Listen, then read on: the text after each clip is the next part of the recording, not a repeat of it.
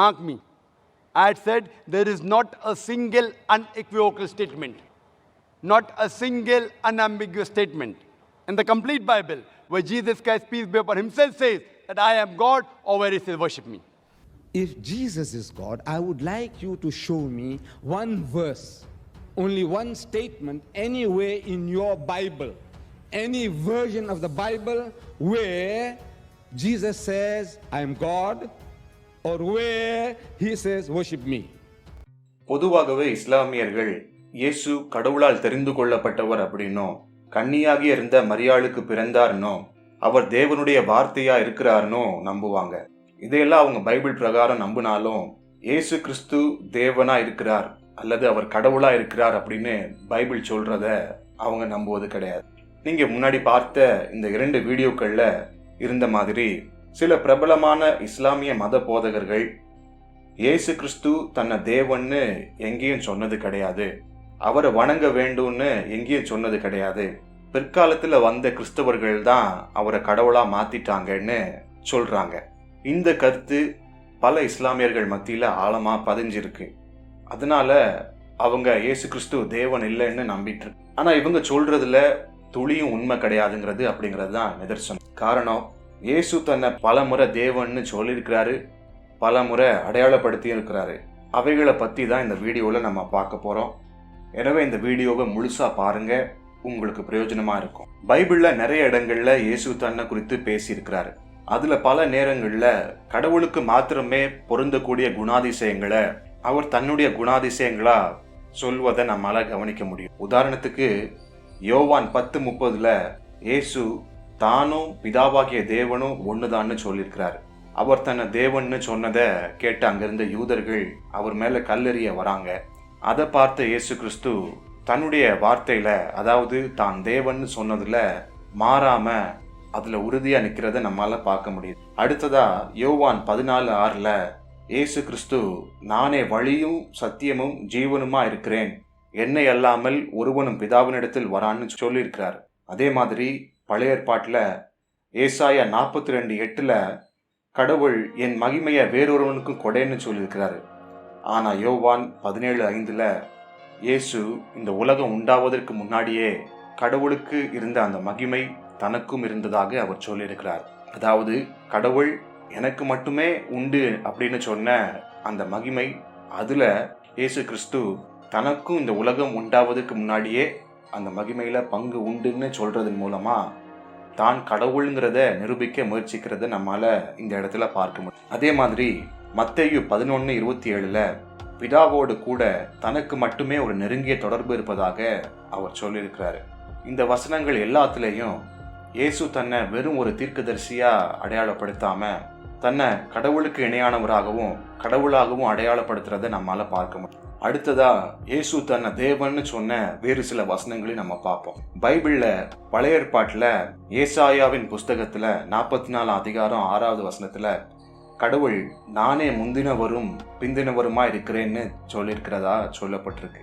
அதாவது ஐ ஆம் the first and the லாஸ்ட்னு சொல்லியிருக்கிறதா சொல்லப்பட்டிருக்கு. இயேசு கிறிஸ்துவும் வெளிப்படுத்தின சுவிசேஷம் 1:17 அப்புறம் வெளிப்படுத்தின சுவிசேஷம் 22:13 இதே வார்த்தைகளை தன்னை குறிக்க பயன்படுத்துறத நம்மால பார்க்க முடியும். அதாவது நானே முந்தினவரும் பிந்தினவருமா இருக்கிறேன்னு இயேசு தன்னை குறிக்கும்படி அங்க சொல்லியிருக்கிறாரு. அதே மாதிரி மார்க் 2:28 தான் ஓய்வு நாளின் ஆண்டவரா இருக்கிறேன் அப்படின்னு சொல்லியிருக்கிறாரு. அப்புறம் மத்தேயு 22:41-45 தாவீது ராஜாவினுடைய ஆண்டவர்னு தன்னை அடையாளப்படுத்தியிருக்கிறாரு. மத்தேயு 12:6 தான் தேவாலயத்தை விட, அதாவது கடவுளுக்கு கட்டின கோவிலை விட பெரியவர்னு சொல்லியிருக்கிறார். யோவான் 8:24 தன்னை விசுவாசிக்காதவங்க பாவத்துல சாவாங்கன்னு யூதர்களை பார்த்து இயேசு கிறிஸ்து சொல்லியிருக்கிறாரு. அப்புறம் யோவான் 14:14 தன்னை நோக்கி ஜெபிக்கிறவங்களுடைய ஜெபத்துக்கு அவர் பதில் கொடுப்பேன்னு அவர் சொல்லியிருக்கிறாரு. மத்தேயு 18:20 தன்னை தேடுகிறவங்க எங்க கூடினாலும் அவங்க மத்தியில அவர் இருக்கிறதா அவர் சொல்லியிருக்கிறாரு. மத்தேயு 28:18 வானத்தையும் பூமியையும் ஆளக்கூடிய எல்லா அதிகாரமும் தனக்கு இருக்கிறதாக அவர் சொல்லியிருக்கிறார். அதே மாதிரி மத்தேயு 28:20 தன்னை பின்பற்றி வரவங்களோடு அவர் என்றென்றைக்கும் இருக்கிறதாக அவர் சொல்லியிருக்கிறாரு. இது மட்டும் இல்லாம தான் கடவுளுங்கிறத நிரூபிக்க பல ஆச்சரியமான காரியங்களை இயேசு செய்திருக்கிறாரு, சொல்லியும் இருக்கிறாரு. உதாரணத்துக்கு மார்க் 2:5 ஒரு மனிதனுடைய பாவங்களுக்கு அவர் பாவ மன்னிப்பு கொடுக்கறத நம்மால பார்க்க முடியுது. யோவான் 8:58 தன்னை விட கிட்டத்தட்ட 1800 வருடங்களுக்கு முன்னாடி வாழ்ந்த ஆபிரகாமுக்கு முன்னாடி தான் இருந்ததாகவும் அவர் சொல்லியிருக்கிறாரு.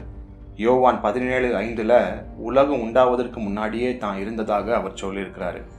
இன்னும் யோவான் 16:15 பிதாவாகிய தேவனுடையவைகள் அனைத்துமே தன்னுடையதுன்னு அவர் சொல்லியிருக்கிறாரு. வெளிப்படுத்தின சுவிசேஷம் 1:18 மரணத்துக்கும் பாதாளத்துக்கும் உரிய திறவுகோல் தன்னிடத்தில் இருப்பதாக அவர் சொல்லியிருக்கிறார். மத்தேயு 25:30 தேசங்களை நியாயம் தீர்க்கவும் மனுஷங்களை நரகத்துக்கு தள்ளவும் அவருக்கு அதிகாரம் இருப்பதாக அவர் சொல்லியிருக்கிறார். கடைசியா யோவான் 5:23 பிதாவாகிய தேவனை கனம் பண்ணுவது மாதிரி தன்னையும் கனம் பண்ணணும்னு அவர் சொல்லியிருக்கிறார். நாம கேட்ட எல்லாத்தையும் சுருக்கமா சொல்ல போனா இயேசு தான் முந்தினவரும் பிந்தினவருமா இருக்கிறேன், அதாவது ஐ ஆம் த ஃபர்ஸ்ட் அண்ட் த லாஸ்ட்னு சொல்லியிருக்கிறாரு. தனக்கு 1800 வருடங்கள் முன்னாடி வாழ்ந்த ஆபிரகாமுக்கு முன்னாடியே தான் இருந்ததாகவும் சொல்லியிருக்கிறாரு. அது மட்டும் இல்லாம உலக தோற்றத்துக்கு முன்னாடியே தான் இருந்ததாகவும் அவர் சொல்லியிருக்கிறாரு. அடுத்ததாக தான் இறைவனை போன்றவர்னும் ஓய்வு நாளின் தேவனும் தாவீது ராஜாவினுடைய தேவனும் அவரை பற்றி சொல்லியிருக்கிறாரு. அடுத்ததா சாவின் மேலும் நரகத்தின் மேலும் தனக்கு அதிகாரம் இருக்குதுன்னும் அவரால் பாவங்களை மன்னிக்க முடியும்னும் அவர் தான் இந்த உலகத்தினுடைய நீதிபதினும் தன்னால மனிதர்களை நரகத்துக்கு தள்ள முடியும்னு அவர் சொல்லியிருக்கிறாரு. இன்னும் அவர் தான் சத்தியமும் உயிர்த்தெழுதலும்னும் அவரால் மனிதர்களுடைய ஜெபங்களுக்கு பதில் கொடுக்க முடியும்னும் அவரை விசுவாசிக்கிறவங்க எங்க இருந்தாலும் அவர்களோட அவர் எல்லா நாட்களிலும், அதாவது சதா காலமும் இருப்பதாகவும் அவர் சொல்லியிருக்கிறாரு. இன்னும் வானத்திலேயும் பூமியிலேயும் உள்ள சகல அதிகாரமும் தனக்கு இருப்பதாக அவர் சொல்லியிருக்கிறாரு. கடைசியா பிதாவாகிய தேவனை ஒருவர் எப்படி கனம் பண்ணுவாங்களோ அதே மாதிரி தன்னையும் கனம் பண்ணணும்னு அவர் சொல்லியிருக்கிறாரு. ஒரு சாதாரண மனிதனோ அல்லது ஒரு தீர்க்கதரிசியோ இப்படிப்பட்ட வார்த்தைகளை பேசியிருக்க முடியுமான்னு நீங்க யோசிச்சு பாருங்க. இல்லைன்னா இயேசு தன்னை தெய்வமாக முன்னிலைப்படுத்தியிருக்கிறாருங்கிறது உண்மைதானே? யோசிச்சு பாருங்க. சரி, இப்போ இயேசு கிறிஸ்து கடவுளா இல்லையாங்கிறத பத்தி அவரோடு கூட இருந்தவங்களும் மற்றவங்களும் என்ன சொல்லியிருக்காங்க அப்படிங்கிறதையும் பைபிள்ல இதற்கு ஆதாரமா வேற என்ன வசனங்கள் இருக்குங்கிறதையும் நம்ம பார்ப்போம். முதலாவதா எபிரேயர் 1:8-12 வசனங்கள்ல பிதாவாகிய தேவனே இயேசுவை குறித்து அவர் கர்த்தர்னும் மாறாதவர் அப்படின்னும் முடிவில்லாதவர் அப்படின்னும் வானத்தையும் பூமியை உண்டாக்கினவர்னும் என்றென்றைக்கும் நிலைத்திருக்கிறவர்னும் சொல்லியிருக்கிறாருன்னு பைபிள் சொல். அடுத்ததாக யோவான் 20:28 அவருடைய சீஷனா இருந்த தோமாங்கிறவர் என் ஆண்டவரே என் தேவனேன்னு இயேசுவை ஒரு இடத்துல சொன்னதாக பைபிள் சொல்லியிருக்கு. அடுத்ததாக அவரை எதிர்த்த யூதர்கள் அவர் தன்னை கடவுளாக அடையாளப்படுத்தினதுனாலேயே அவரை எதிர்த்ததா யோவான் 10:30 சொல்லியிருக்கு. யோவான் 1 ஆதியிலே ஒரு வார்த்தை இருந்ததாகவும் அந்த வார்த்தை தேவனோடு இருந்ததாகவும் அந்த வார்த்தை தேவனா இருந்ததாகவும் அது மனிதனாய் வந்ததாகவும் இயேசுவை குறித்து சொல்லப்பட்டிருக்கு. கொலோசேயர் 2:9 இயேசு கடவுளுக்குரிய குணாதிசயங்களை கொண்டவர்னு சொல்லியிருக்கு. பிலிப்பியர் 2:6 அவர் தேவனுடைய ரூபம் என்றும் அவர் கடவுளுக்கு இணையானவர்னும் சொல்லப்பட்டிருக்கு.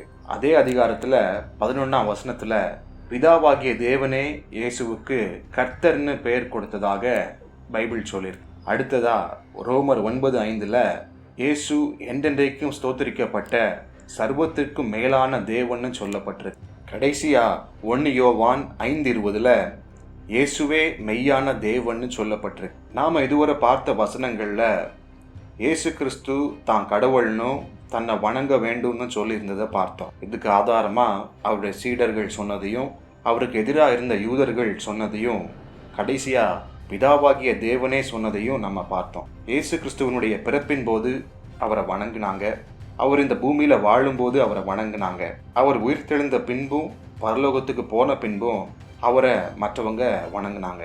அதனால இயேசு தான் கடவுள்னு சொல்லலை, அவரை வணங்கணும்னு சொல்லலைங்கிறது ஒரு பொய்ங்கிறது வெளிப்படுது. இன்னும் சில இஸ்லாமியர்கள் சொல்லுவாங்க இன்னைக்கு இருக்கிற பைபிள் உண்மையானதில்லை, இதில் நிறைய உள்ள சேர்த்துட்டாங்க, அதனால நம்ம அதை எப்படி உண்மையாக எடுத்துக்க முடியும்னு சொல்லுவாங்க. ஆனால் இங்கே ஒன்றை கவனிக்கணும், இவங்க நம்புகிற குரானில் பைபிள் கடவுளுடைய வார்த்தைன்னு சொல்லப்பட்டிருக்கு. இந்த கடவுளுடைய வார்த்தையை அழிக்க முடியாது, மாற்றி எழுத முடியாதுன்னு சொல்லப்பட்டிருக்கு. இப்போ பைபிளை அழிக்க முடியாது, மாற்றி எழுத முடியாதுன்னா பைபிளில் சொல்லப்பட்டது உண்மையானதுன்னு தானே அர்த்தம். அதனால் எப்படி பார்த்தாலும் இயேசு வெறும் தீர்க்கதரிசி இல்லை, அவர் கடவுளுங்கிறது நிரூபணம் ஆகுது. இயேசு கடவுள்னா அவர் சொன்னபடி இந்த உலகத்தை நியாயம் தீர்க்க போகிறதும் மனுஷங்களை பரலோகத்துக்கு அனுப்புறதும் நரகத்துக்கு தள்ளுறதும் அவராக தான் இருக்க முடியும். அதே மாதிரி அவர் சொன்னது போல் அவரை நம்பி அவரை வணங்கி பின்பற்றினாதான் பரலோகத்துக்கும் போக முடியும். ஏன்னா அவர் சொன்ன மாதிரியே அவரை தவிர வேறு வழி இல்லை. ஒருவேளை நீங்கள் இயேசுவை இன்னும் அறியலை, ஏற்றுக்கொள்ளலை அப்படின்னா உங்கள் பாவங்களை அவரிடத்துல சொல்லி பாவ மன்னிப்பை அவரிடத்துல கேளுங்க. உங்கள் பழைய வழிகளையும் பாவங்களையும் விட்டுட்டு அவரை பின்பற்றுங்க. சரி, இயேசு கிறிஸ்து கடவுள் தான் அப்படிங்கிறதுக்கான ஆதாரங்கள் இவைகள் தான். தேவனுக்கு சித்தமானால் வேறொரு வீடியோவில் சந்திப்போம்.